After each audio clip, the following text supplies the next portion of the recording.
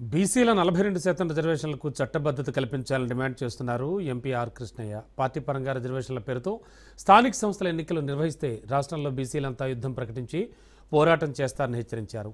స్థానిక సంస్థల ఎన్నికలకు రాజ్యాంగ సవరణ ద్వారానే శాశ్వత పరిష్కారం చేకూరుతుందని ఆయన అన్నారు. అఖిలపక్ష నేతలను ఢిల్లీకి తీసుకెళ్లి ప్రధాని మోడీతో చర్చలు జరపాలన్నారు ఆర్ కృష్ణయ్య. ఇందిరాపార్క్ ధర్నా చౌక్లో తెలంగాణ బీసీ జేఏసీ ఆధ్వర్యంలో బీసీ న్యాయ సాధన దీక్షను చేపట్టారు. ఆ దీక్షలో ఎంపీ ఆర్ కృష్ణయ్య, మాజీ governor Bandaru Dattatreya, MLC L Ramana, BC సంఘాల నేతలు పెద్ద ఎత్తున హాజరయ్యారు.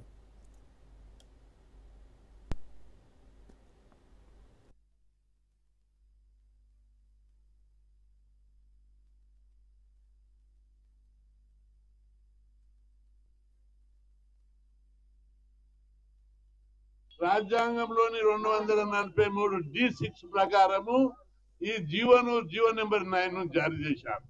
కాబట్టి ఈ జీవోకు ఈ 42%కు రాజ్యాంగబద్ధత ఉన్నది. కాబట్టి రాజ్యాంగబద్ధత ఉన్నటువంటి నిర్ణయానికి ఏ శక్తి అడ్డుకోదు. అదేవిధంగా రెండవది అసెంబ్లీలో బిల్లు పెట్టి చట్టబద్ధత కల్పించారు. అసెంబ్లీ ఎవరిది?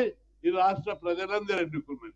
అసెంబ్లీలో పాస్ అయిన అసెంబ్లీలో ఈ లోకల్ బాడీ రిజర్వేషన్ ఎక్కడ ఉంది? అధికారము రాష్ట్ర ప్రభుత్వానికి. రాష్ట్ర ప్రభుత్వానికి ఉన్న అధికారాన్ని వినియోగించి అసెంబ్లీలో బిల్లు పెట్టారు, చట్టబద్ధత కల్పించారు.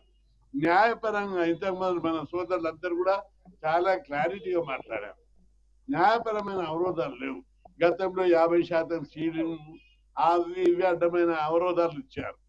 ఎప్పుడైతే జనాభా లెక్కలు ఉంటే దాటొచ్చని మండల్ కమిషన్ తీర్పులో సుప్రీంకోర్టు చెప్పింది. అదేవిధంగా అగ్ర కులాలకు ఏ లెక్కలు లేకుండా 10% రిజర్వేషన్ పెట్టారు. అప్పుడు సుప్రీంకోర్టు ఏం చెప్పింది? సందర్భాన్ని బట్టి, పరిస్థితులను బట్టి రిజర్వేషన్ పెంచుకోవచ్చు అని చెప్పి సుప్రీంకోర్టు చెప్పింది. అంటే 2 అంశాలు పెంచుకోవచ్చని బలమైన సుప్రీంకోర్టు తీర్పులు ఉన్నాయి. కాబట్టి ఏ హైకోర్టు దీన్ని అడ్డుకోదు, ఏ న్యాయ వ్యవస్థ అడ్డుకోదు, చివరకు సుప్రీంకోర్టు కూడా అడ్డుకోదు. ఈ కేసు గెలుస్తుంది.